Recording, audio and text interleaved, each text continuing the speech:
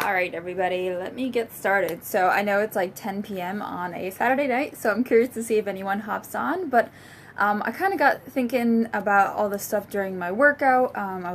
Just got done about a half hour ago doing my Max 30 workout, so I waited till I stopped sweating to record this, so I had to wait a little bit, but I kind of wanted to just share my top 6 fitness tips, really things that I think can make a huge difference for people. And I particularly aim this at people who are starting out in their fitness journey, so, fitness newbies, people who've never worked out before, maybe people who haven't done much of a workout, or people who just really don't know where to begin, what to do. So I kind of wanted to first, hey John, thanks for tuning in. I wanted to quickly explain why people, why I have any authority whatsoever to say anything about fitness and give anyone tips, period. So just to give you an idea, I've been in my own fitness journey for a solid 5.5 years now, so working out consistently, watching my nutrition, immersing myself in the a fitness network, and really educating myself, learning from experience, learning from reading, learning from research. I've been a fitness coach now for a little over 4 years. So again, a part of that is really learning a lot, immersing myself in education. I've gone through, I haven't finished a lot of certifications, but I have read through a tremendous amount of material for being a personal trainer, for being a group fitness instructor. I did earn my nutrition certification. I was also, or I am a group fitness instructor now for about 3.5 years. And I say a lot of this because I want you to know that I've been immersed in the fitness community and a part of a fitness network for many years now, and I've spent a lot of time connecting with people who have results in fitness, who've changed their nutrition, who've changed their bodies, who've gotten off medication. But then I've also, because I've taught classes and worked with people, I've seen what the struggles for people are. I've seen what the obstacles for people frequently are, what questions people often come to me with. And on top of it all, I have, my own 20 plus years now of personal experience with struggles, with poor eating, with eating disorders, with bad nutrition, with, trial and error of different styles of eating and different diets and all these things. So these 6 tips are really things that have come cumulatively from me just having all this own experience, learning a ton, interacting with people, and really educating myself with, the information that's out there, and the struggles that I just see come up over and over again. So I hope these 6 tips help people, with their own progress, and with maybe if they've been on a plateau, or they're starting out and not sure what to do. I kind of hope that these 6 tips give you some just suggestions to maybe implement. And again, I'm not saying my word is the Bible. You decide what you want to take out of this and what you want to apply into your life. This is my point of view for things. It's not going to work 100% for everybody. Everyone has their own style. Everyone has their own needs, their own goals. But I do want you to take out of this what might work for you and see how you can implement it in your own life. So I'm going to get right into these tips. First and foremost, and this is going to sound really stupid to some people, but work out in front of a mirror, okay? I know a lot of gyms have these mirrors all over the walls. I know people's workout rooms sometimes at home will have, a whole wall of mirrors. And it seems like such a vanity thing to have a bunch of mirrors to watch yourself work out. It's totally not about vanity, okay? What it is it helps you monitor your form. So when you're working out, it does not matter how fast you go. It doesn't matter how many reps you do. What really matters is the quality of your work, the quality of your form. Because when you have proper form for any exercise, you are engaging the muscles that you're supposed to engage, which means you're actually working those muscles correctly, you're strengthening them, you're challenging them in the way you're supposed to, and you're avoiding injury. Now, unless you studied, the manuals for personal training or anatomy and physiology, you probably don't necessarily know how to do a good squat. Or you might not even have that sense of your own body yet of what a good squat looks like on you, or what, a good lunge looks like. And, watching people in fitness videos, or maybe following an instructor, it isn't always enough, because you might think you're doing things like they are. You might think that you have the alignment correct, but you might not. And really, I've found having a mirror to work out in front of so helpful, because I can see, especially when I'm getting tired, especially when I'm getting, exhausted, I might start to get sloppy. I can see myself in the mirror and say, yes, I see my abs are correctly engaging, or, oh, I'm leaning a little too far, or maybe I'm not squatting as deep as I think I'm squatting. So I highly recommend getting some kind of mirror and working out in front of it, because it helps you so much with your own form, and it helps you really improve the quality of your workout. Now, on top of that, so it helps you with the quality of your workout. It helps you get the most out of your workout. It helps you do your workout safely. Also, it helps you kill time. So I do a lot of fitness workouts at home, so a lot of them have clocks, and sometimes you're like, oh my god, I still have 25 minutes left of this nonsense. I'm dying already. I don't want to do this anymore. If you're staring in a mirror, you're not staring at that clock. And if you're doing multiple exercises, looking in the mirror and perfecting your form and worrying about that, before you know it, another 5 minutes has gone by, then another 10, and that clock runs down and you're not sitting there staring at it. So it really helps kill the time, so it passes things along. It also makes it so that, and this is particularly of note for workout videos that you do at home, it makes it so it's you versus you. So you're working out, thinking about what you're doing, what you can improve, how you maybe did last time. You're not worrying about what the people in the video are doing. You're not worrying about how you look compared to them, or, oh my god, I'm not doing as many reps as they are, or, I'm doing push-ups on my knees, but everyone else is on their toes. Like, you're not worrying about that. You're worrying about what you're doing and how well you're doing it and how you can improve. And that's really the best way to do a workout, because the videos and an instructor and all that are great. They're great for ideas, they're great for routines, they're great for telling you what to do, but you gotta be the one to do it, and you gotta be the one to do it right. And I think a mirror, it's, again, not about vanity, it's about making, your effort count and getting the most out of it and doing it safely and in a productive way. So, get a mirror, stick it wherever you work out, and use it. Okay, tip number 2. There is no shame in modifying. Okay, I've been working out for, like I said, over 5 years now. I still modify all the time. I'll get on my knees if I have to. If I have to stop, take my plyometrics down a level, I totally will. If I have to take my weights down a little bit, that is totally acceptable. And you have to understand that even though you're ideally progressing from workout to workout, from day to day, there are days where there are so many factors that influence your workout and how much energy and effort you can give. What you ate, how you slept, maybe any stress you're dealing with, any anxiety you're dealing with, any environmental things. Maybe you had a really long week at work. Maybe you're traveling. There are a lot of things that are going to influence how you feel and how much you can give at that time. Whether you're working out in the morning, maybe you're working out in the evening, maybe you usually work out in the morning, but today you have to work out in the evening. All these things are going to influence how you work. So be smart. Don't push yourself to a point where, you get sick, because there's nothing pretty about that. There's nothing to brag about that. That means you're pushing your body too hard and you're not listening to your body. So it's essential to listen to your body, know and learn that difference between when a burn is the right amount because you're challenging your body versus when you're just taking it too far and it hurts. Okay? They say, and I hate this line of people saying, no pain, no gain. No, that is not what you want to be focusing on. You should not be hurting yourself. This isn't about punishment. This is a reward. This is a way to nurture your body and nurture your health. And you do that by challenging it in a smart and healthy way. So if you have to modify, you have to take your push-ups down on your knees, or you have to take them wide, take off some of the pressure, maybe take a break. That is okay, all right? Feel free to do that as much as you need. And sometimes, you might have different injuries, or your body just might have certain things about it that require you to do things differently. For example, there are certain moves in Insanity that, as much as I love them, I get major motion sickness from them. I'm really easily triggered from motion sickness, and there are just certain moves I cannot do because if I'm turning left and right really rapidly, I feel nauseous, and I can't do that. So I find ways to modify. They don't always match up with what the modifiers in the video are. And that's okay, because I'm still moving, I'm still trying to mimic the actual movement as much as possible, but I'm just doing what works for my body, and it's better than quitting on it entirely. So, nothing wrong with modifying. I encourage people all the time in my classes to modify and make it work for you, because it's all about doing it and doing it safely, and working yourself up to the next level. Okay, next up. You gotta progress. You have to find ways to keep pushing yourself and keep challenging yourself, because if you want to keep seeing results, you gotta find ways to move yourself forward.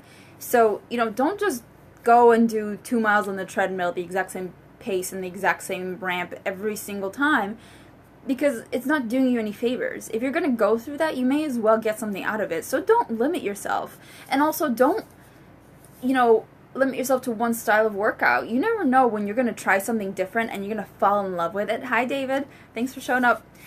You're going to fall in love with new things, and you really got to step out of your comfort zone a little bit and try different things and try new things, and, allow yourself to progress. Sometimes we are our biggest obstacle, and it's really easy to just say, well, I'm just going to do the stairs every single day. Okay, but what is that doing for you as a whole healthy person? Because when you look at fitness, it can't be just, I want to build my booty, and that's my booty is my goal, and that's it. Because that's not how life works. That's not how your body works. It's not about being one thing, or you're not one muscle. You're not one heart. Well, you have one heart anyways. You're not a single solitary thing. There are components to you, and they have to work together. They have to be cohesively working together. So you have to be thinking in terms of working as a whole and nurturing your body as a whole, not just one muscle or one body part. So try new things. You've really got to try different things. And especially if you haven't found something that you get excited about and you look forward to, then you must try new things. And try things that you think might be weird or out of, something you've never done before. Because again, you'll never know for sure what your ideal workout is until you find it, and you have to try different things to find it. For instance, I would have never thought that Insanity would be something that I would completely fall in love with, because it's hard, it's push-ups, it's plyometrics, it's all these things that I was terrible at growing up, that I couldn't do push-ups even on my knees. I was so weak, and I never ran, I had no cardio, I couldn't even run a mile without dying, I couldn't even walk a mile without dying. But I gave it a shot, and I tried it out, and I fell in love with it, and it's the most amazing thing for me now. And for some people that might be dancing, for some people that might be long distance running, but until you try these things, you don't know. And it's okay to give it a couple goes. If it's not pretty, if it's not great, fine, you move on, you try something else. But find the workout that, even though it's hard and it's going to make you hate it at the moment that you're doing it, you come out of it going, I can't wait to do that again. All right, I'm talking a little too much there. So, number 4. Alright, that was sort of on the same thing, but try new things, try variety, especially if you've hit a plateau. That is the perfect time to try something very different. So maybe if you really do a lot of interval training, you do a lot of cardio, and you're just not seeing the results that you want, you're maybe getting stuck at a certain weight or a certain size, and you really want to push your body a little further, go lift some heavy-ass weights, do something else to step out of your comfort zone. Maybe you've always done steady-state cardio, you just jog on the treadmill, or you go on a stationary bike for an hour. Try HIIT workouts, try interval workouts, again, try weights, try different things to see what can change it up for your body, because your body does get accustomed to things, and you gotta push it into doing something different, into trying something different. Okay, number 5, and this one is huge. I really talk to people a lot about this one, because this one I think it takes a special place in my heart. Accept responsibility for yourself and your results, okay? Nobody else is responsible for you other than yourself, unless you're a 12-year-old, then your parents are pretty responsible for you, but still, you get the idea. If you're an adult, this is you. This is your body. This is your responsibility, and your health is your responsibility, and where you take those is totally on you. And that is not a bad thing. That's an awesome thing. It should be thrilling. It should be freeing, because that means you are in complete control of everything that happens to you and everything you do with your body. So, I say this to people because people tend to misalign what they want and what they do. And I think it's just so essential to take responsibility for what you do with those things, and how you find acceptance with consequences of your behaviors. So for, speaking from my own experience, I could be way more cut and chiseled and buff, and occasionally I think that'd be really cool to be 12% body fat, be super ripped. But I also enjoy going out for a beer with my husband. I enjoy having a donut. I enjoy eating the occasional Three Musketeers bar because they're delicious. I enjoy, barbecue. I enjoy eating out, and I enjoy going to parties occasionally, or going out for a couple drinks with my friends. Those are things I just like. And I've accepted that those things are going to hinder super crazy fitness progress.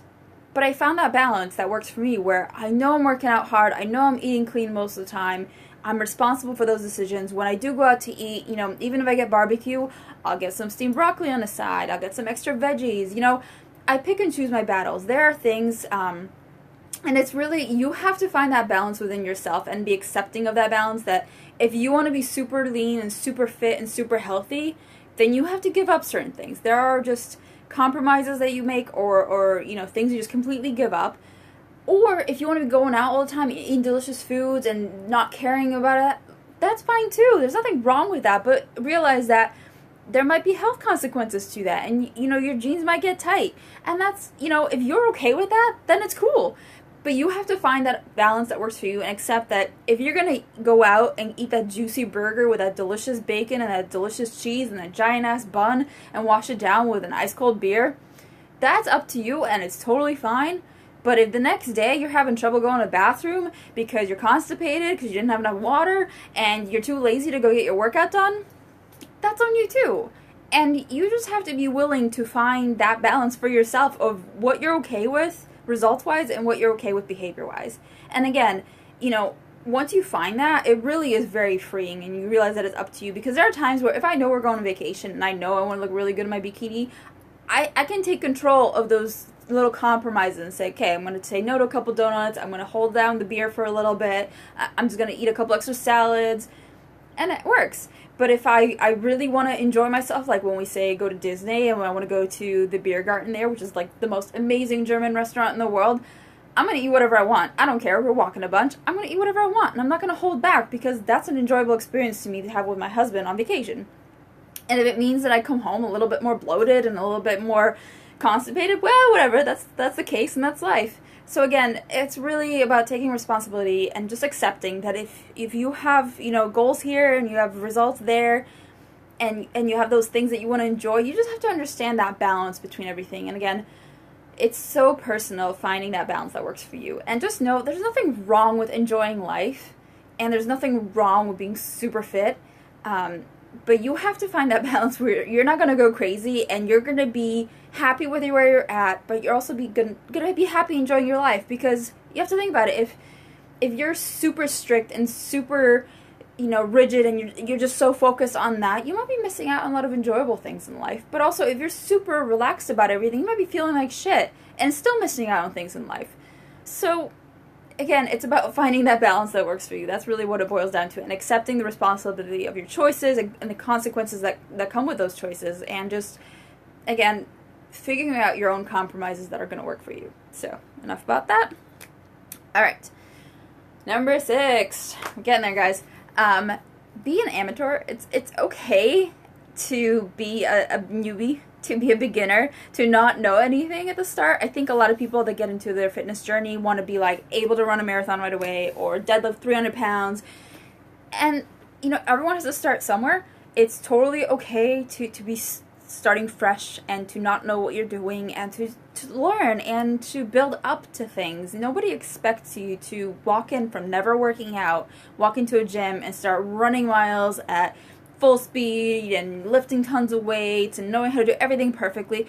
It's okay that you don't know everything perfectly. Give yourself that chance to be a learner, to grow and to develop into, you know, a more knowledgeable person. And just be willing and open to be coached, to be taught by other people, to be resourceful, to go out there and find YouTube videos or Pinterest you know, pins or blog posts or whatever it is that can help you learn and help you get better.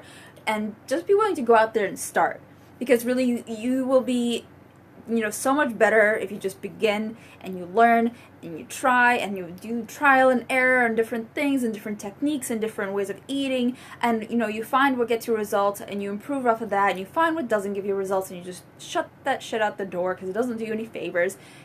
And just be willing to grow and learn, and be willing to accept that you don't know everything right away, and that is totally acceptable and that is totally okay. But it's also okay to try and improve, and it's also not okay to just say, well, I don't know anything, so I'm just not going to bother, because that's silly. That's silly for anybody to waste their time like that, because you can learn. You're a smart person, you're capable, you're totally capable of learning whatever there is to learn, but you just have to be willing to say, this is where I'm starting, this is what I know now, I know there's a lot of stuff I don't know, and that's okay, because I'm just going to start, I'm going to see what works, and I'm going to try and grow and improve. Okay, so those are my 6 tips.